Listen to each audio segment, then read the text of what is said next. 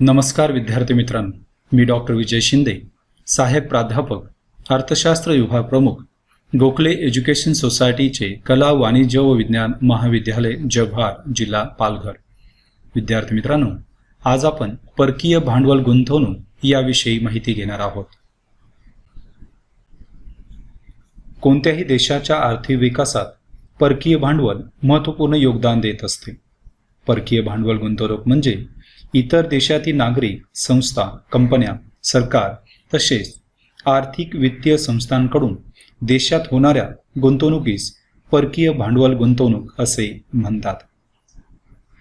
1991 मध्ये भारताला आंतरराष्ट्रीय व्यापारात येणाऱ्या सततच्या तुटीमुळे 24 जुलै 1991 रोजी जाहीर केलेल्या नवीन आर्थिक धोरणात परकीय थेट गुंतवणूक आकर्षित करण्यासाठी अनेक जाचक अटी दूर करण्यात आल्या व भारतात परकीय प्रत्यक्ष गुंतवणुकीचे आकर्षक स्थान निर्माण करण्याचा प्रयत्न करण्यात आला.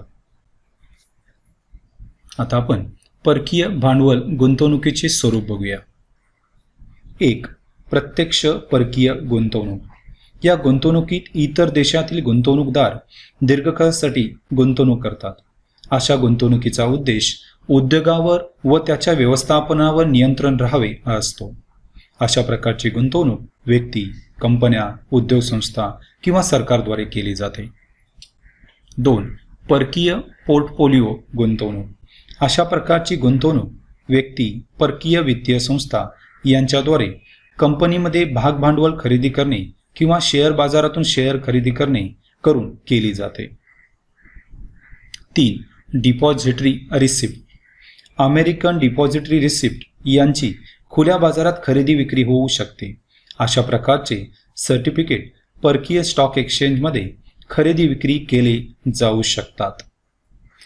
भारतामधील अनेक कंपन्यांनी डिपॉझिटरी रिसिप्ट मार्फत भांडवल उभारणी केली आहे.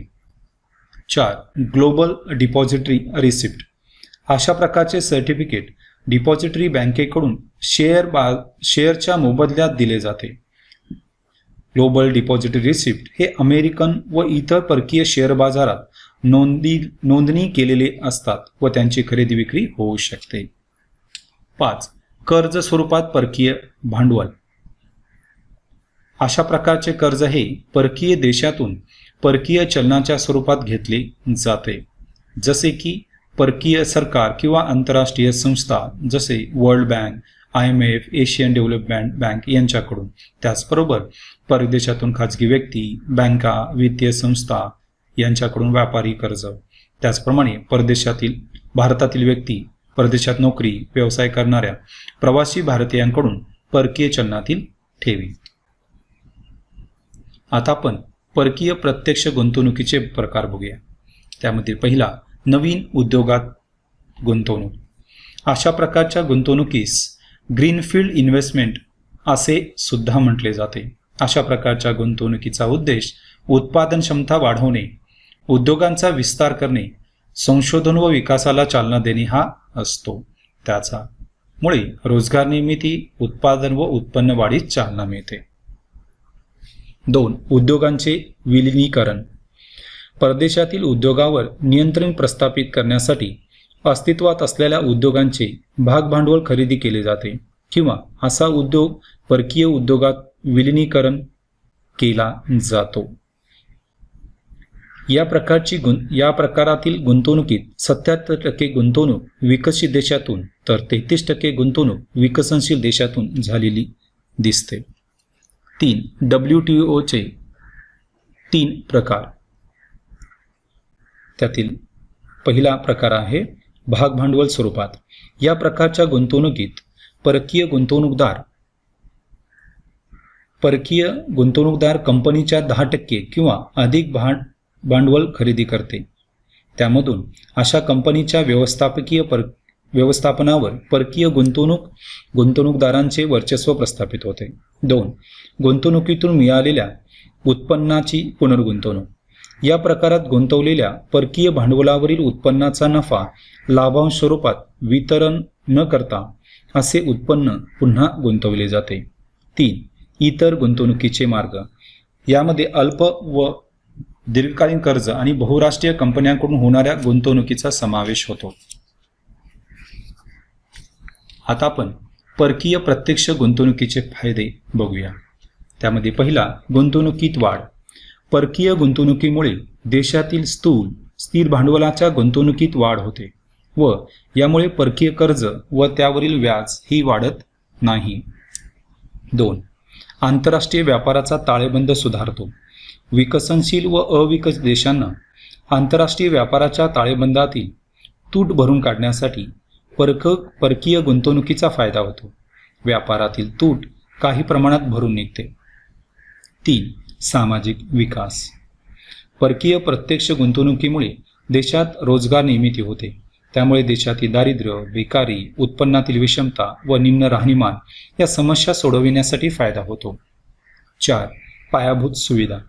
परकीय प्रत्यक्ष गुंतवणूक जेव्हा पायाभूत सुविधा उदाहरणार्थ रस्ते, रेल्वे, वीज निर्मिती प्रकल्प, सिमेंट कारखाने, पोलाद उद्योग, जलवाहतूक, हवाई वाहतूक इत्यादी क्षेत्रात केली जाते तेव्हा अशा गुंतवणुकीतून देशात पायाभूत सुविधांच्या उपलब्धतेत वाढ होऊन देशाच्या विकासाला चालना मिळते.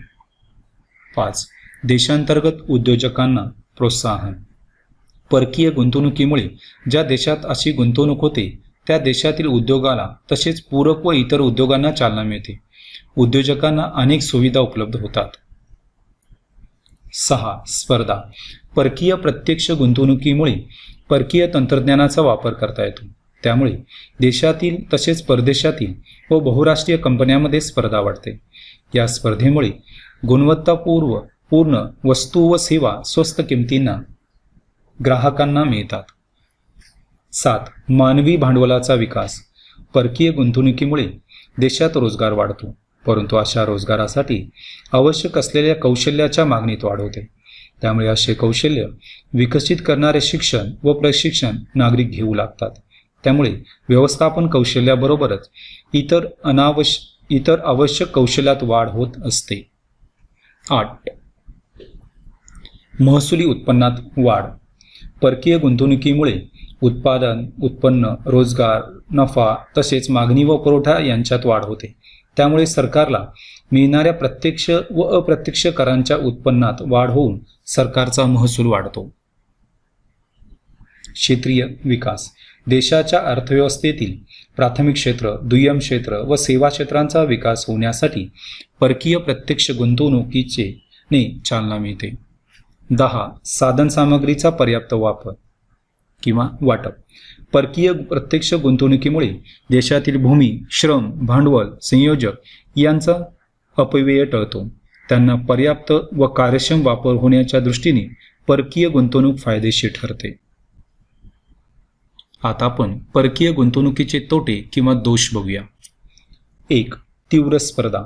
परकीय गुंतवणूक व बहुराष्ट्रीय कंपन्यांकडून होणाऱ्या गुंतवणुकीमुळे तीव्र स्पर्धा होते. अशा स्पर्धेला देशी उद्योग तोंड देऊ शकत नाहीत. 2. आंतरराष्ट्रीय व्यापाराच्या व्यवहारशेषात तूट. परकीय गुंतवणूकदारांकडून मोठ्या प्रमाणात कच्चा माल, यंत्रसामग्री इत्यादींची आयात होते. त्याचा विपरीत परिणाम आयात देशाच्या व्यवहारशेषावर होतो.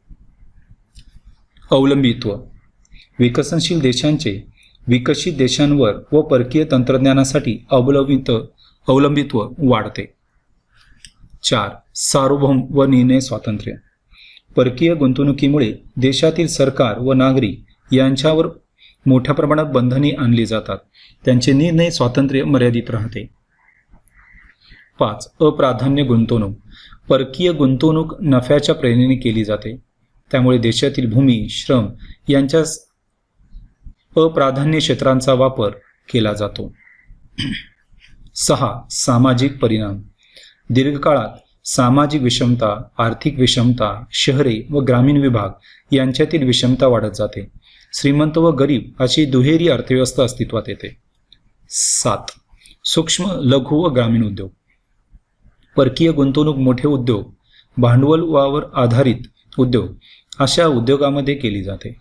उत्पादनाचा चांगला दर्जा व कमी खर्च यामुळे अशा वस्तू स्वस्त दरात उपलब्ध होतात.